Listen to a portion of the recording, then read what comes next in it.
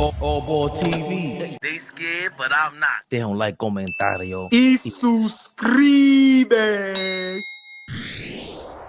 If Luka was anywhere near what we made him out to be, why don't we have him anywhere near close to the 3-time MVP? The guy that we got to share this with y'all said he should have won. He could win 10 straight MVP titles. Nuggets coach Michael Malone gives blunt assessment of Nikola Jokic's MVP case. SGA looks crazy in that picture.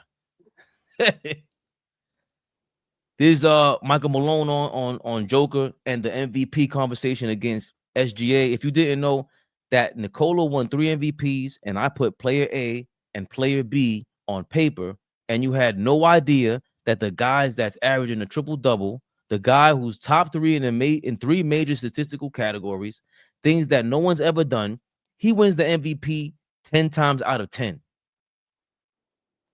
And if you don't think so, then I think so. I think you guys are all full of shit. Yo, that's that New York in them, man. God bless his father, Brendan Malone. Come on, man. All ball. How true is this? I like Mike Malone pushing this guy for MVP. What do you think? Well, big shout out Mike Malone. I just love what he represents. But he also gave SGA some props. He actually said this is no knock on SGA. He's having a hell of a season. But he just broke down, what the MVP really is. Let me tell y'all what happened in the past before. Big shout out Boogie Cousins, DeMarcus Cousins. He broke it down before. He said, yo, if this is why Joker didn't win 3 MVPs in a row. He said, because then you would have to bring up his name in the likes of Larry Bird, Magic Johnson, Michael Jordan. Magic and Mike never did that. LeBron never did that. The last person to do it was Larry Bird. Mike Malone is 100% correct. Luka Doncic, excuse me, not Luka. The Joker, Jokic. Is it Nikola Jokic might be the greatest regular season basketball player of all time. If we're talking numbers and statistics and stats. Like Mike Malone said, he's in top 3 in rebounds, assists, and points. As a 7-footer. He's literally the point guard. And let's think about this. He's never played alongside another all-star. So Murray never made Let an me all-star say that team? again. No, Jamal Murray never made an all-star team. Exactly. Joker never played alongside another all-star. I'm pretty sure SGA is going to get it. But I said this the other day. I wouldn't be upset. What Joker is doing, we've never seen done. He's doing what Russell Westbrook did on steroids. Literally. The shit is insane. And I agree with Mike Malone. He can get it 10 years straight in a row if we're saying this is what the MVP is supposed to be. He's the most valuable player to the league and to the team. And with that roster, he's a 3rd seed? Remember, you got inconsistent play by Michael Porter Jr. Aaron Gordon is not who he used to be. He's kind of injury prone now. And Jamal Murray is very inconsistent. As much as I love Jamal Murray, remember, he waits to get to the playoffs. And for some reason, when they play the Lakers, he see blood in the water. But he has a team where guys are very inconsistent. And he still manages to keep them in the top 3-4 seed. And he's averaging a triple-double. 28, 13, and 10. So for me, thank you, Heroic Koya. 2nd seed. So I'm going to be honest.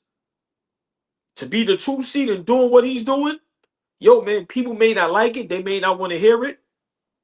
But the Joker, you know how they say LeBron and Mike and certain players could deserve it every year?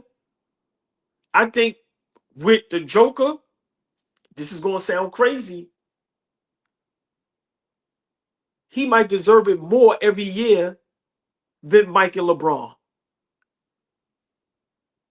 Bro, he's by far the best player in the NBA every year. Mike is the GOAT. I get it. But I'm saying a guy that's by far By far the best player in the league every year. Playing with that roster he's playing with. Never played alongside an all-star. Nah, I like SGA. But I'm going to be honest. They built that man a superstar cast. The Denver Nuggets, since they won a championship, that roster has downgraded every year. They make no adjustments. They don't get nobody else. They don't make no progress. They don't add no great players, no great bench. They don't do none of that. They tell a Joker, you that great. Work with what you got.